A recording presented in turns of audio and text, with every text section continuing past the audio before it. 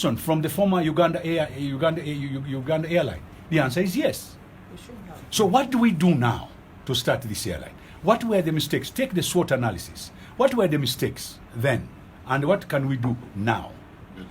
Now, in this 21st century, can we start an airline? The answer is yes. Can we compete? The answer is yes. Somebody was talking about Ugandans and that. That's wrong. In East African Airways, the best pilots were Ugandans. The best doctors in South Africa are Ugandans. If you are the one saying so. No. I'm telling you, it's a fact. It's known. We were even the training captains. If you go to South Africa today, the doctors are the best. You go in other countries, our lawyers are doing a good job. In other words, we have Ugandans who can actually professionally do a good job, both in management and technically. Ugandans have to be exposed to the aviation industry. Let's forget about even the economy of it. Ugandans have to be exposed to the aviation industry. Our young people have to get jobs. Our young people have to learn. And therefore somebody has to get the ball rolling. Be it this government, be the next government, be it when Katuntu becomes the president, let's have an aviation industry. So what I'm trying to say... You've made the justification for the airline. Yeah. Then let's look at Uganda as a country. Okay. Can we have an airline? Yes. First of all, we have the best location in the African continent. We are halfway between Cairo and Cape Town. We are the gateway to the east. We are also short in terms of time between here and the west. So if one has a very good marketing strategy, you can actually have a good airline here. The question is, what sort of management? Somebody was talking about a model. Do we have people who can run a good model? The answer is there's a question mark there. Do we have the people, or do we have to train them? Anybody can be trained. The question is, do we start with these people who are in a learning curve, or do we get an expert team that trains them? That's another point. When I was in civil aviation and we were recruiting people, and we got very, very highly qualified Ugandans, I said one thing: these guys are very good, but we need people to come here and train them. And we got people from ICAO who came to train people in civil aviation. If we are going to start an airline called Uganda Airline, we get a team that trains our people that would like to be in that airline. I actually support that we should have an airline. Now, competition. Competition is the name of the game in today's world, the globalized world. You have to compete as a country against another, as a business against the other.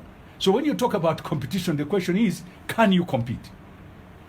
Now, if you look at our area, the oldest airline is Ethiopian Airlines, well established. We have Kenya Airways, we have Air Tanzania, we now have Rwanda Air. My argument, the gentleman was talking to you earlier on, is that actually there was a big mistake to buy the Airbus. We should have bought a Dreamliner. It's the most efficient aeroplane in the world. It's a Boeing 787. Why? Because Ethiopian Airlines has got it. Kenya Airways has got it. Kenya Airways has got rid of 777 and bought a 787. Air Tanzania has bought a 787. Rwanda has an Airbus. But remember, even Emirates is getting rid of Airbuses and they are going into Boeings. Why? Because if you have consortiums in the same area and they work together, you reduce your costs of running that aeroplane. Now, these are simple management issues. This is not something we should really put a strong emphasis on. It was just to tell them, probably those are the kind of areas we should correct. Now, they went and bought an aeroplane called Bombardier. Very nice, very efficient aeroplane. You remember Air Uganda here? Those are the little aeroplanes they had. Those are the ones which were doing the regional routes. But today, Kenya has another aeroplane called Embraer from Brazil. There is this one called Bombardier. The question is, why should we segregate our aeroplanes? We should try and buy the same aeroplane and pull together to maintain these aeroplanes and even training. For example, a simulator. A simulator is a very expensive equipment. I want to train pilots. Ethiopian Airlines has got it.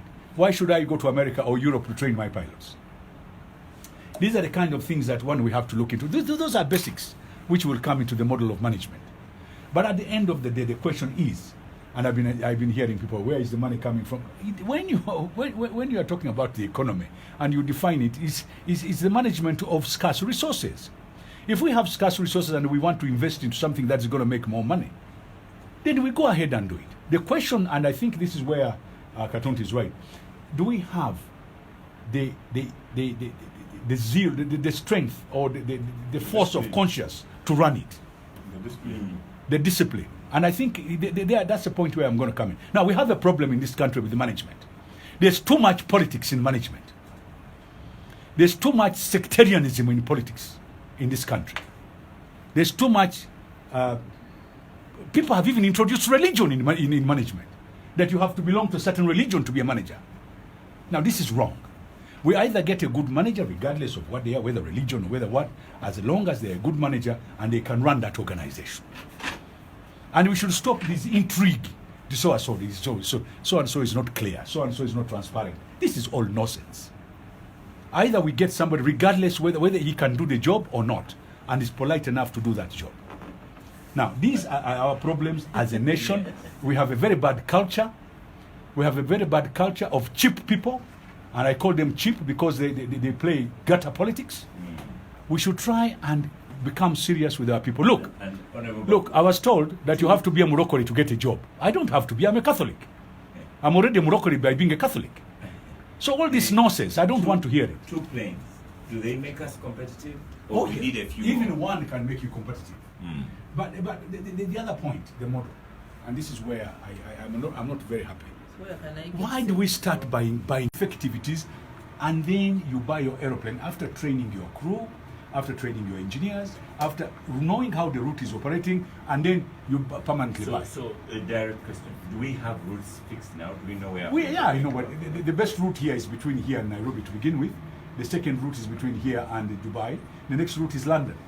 Now, and of course we have the eastern route. You can go to Bombay up to Guangzhou. There's no problem about those. Those one you can cultivate. You can get a good marketing strategy. You have even South Africa and eventually West Africa.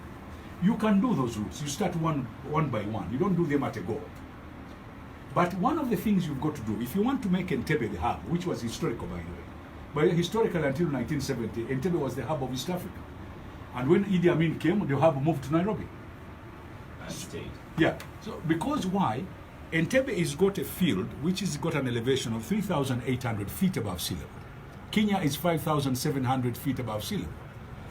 During the day, in those days, an aeroplane going out of Nairobi would take less passengers because of the weight. Here, we would take all the passengers. And because of a tradition of the colonial masters, they used to use this route to go all the way to South Africa, from Cairo, via Khartoum, Juba, Entebbe, Ndola, up to South Africa. It became traditional. Unfortunately, because of our politics, our hub was taken away. We can make Entebbe a hub. Again. And to make it a hub requires that your aeroplane, that is Uganda Airline, must be able to feed into an aeroplane to go to foreign destinations. That means we've got to have an interline agreement with KLM. We have to have an interline agreement with Sabena, with Lufthansa. You know, by the way, before, it's very interesting. Bad politics. Bad politics. No, I'm using Sabena because it's the one where people know more.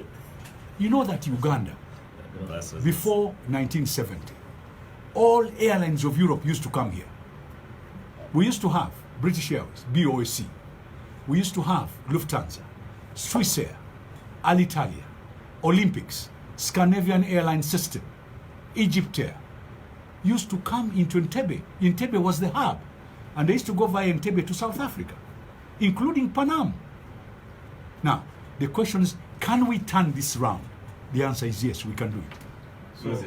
What about have the you done handling? to all these airlines that used to handling. come to Uganda? Even the latest ones have gone out. Where? The Qatar, No, it's not Qatar that has gone out, it's Etihad. Etihad. Yeah, Qatar is still Qatar is still coming. here. I beg your BA pardon. left. BA had to leave because they could not hack it. Have some star coffee. Thank you, but Oscar. I think from what one Babu has elaborated very well, our theme now should be making Entebbe a hub again. She has explained so many things. When you say why are some living, it's business. It's business and the other attitudes. The biggest business, I think, some time back, all Ugandan business people will go to Europe for trade. These days, they go to the east, China and India. So those are some of the challenges BA faced. The traffic between Uganda, West Africa, and Europe is not as much as it was then. It is now more with the East. So I think if one was to look at lucrative routes, one doesn't have necessarily look at Europe today, but especially maybe for government officials, the Katuntus and the Hangars. But the business people are going to China, going to Guangzhou, are going to Thailand, and those areas. So those in charge of which route should we take advantage of should look at all these areas of business and come out with areas where you think Uganda has an advantage, where we have more traffic to travel to. Unless if Europe you are targeting more of tourists and so forth, today the business is in the Eastern world. And I think we can still do better. We can address the challenges which were faced by Uganda Airlines and make sure we have efficient management. We need to be efficient in management, irrespective, as one Babu said, of who, but we must look for a good manager and a management team. But Oscar, there's something important. We're talking about marketing here. This is a marketing strategy. And when you're starting an airline, you should have a marketing strategy. Obviously, from simple common sense, one of the reasons why Britain is having less and less people going from Africa is because of their immigration laws. Even for transit, you need a visa. So people don't want to go via Britain anymore. You know, if like they go to Brussels because you don't have that problem. They go to Dubai. Yeah, Dubai actually relax their visa. That's right. So the whole argument, the British feel that we shouldn't go via their country, even when you're going to America. Then people prefer to go via Dubai. They prefer to go to the other places. But a good marketing strategy can be done, and we can compete. This is competition. Madam was asking about ground handling. Ground handling is part of the airline. If you are starting an airline, the airline will have its own ground handling and its own passenger handling. We are not going to hire from somebody else. If you do, then I will be the first one to come on this radio and tell you to resign. I am telling you, you don't have it. That's where the point is. No, you don't have it. No. Uganda Airline, which is there now, they have already got in their budget to start their own ground handling. I know that for sure. You wait. I know that for sure. Lydia, you wanted to talk about ground handling.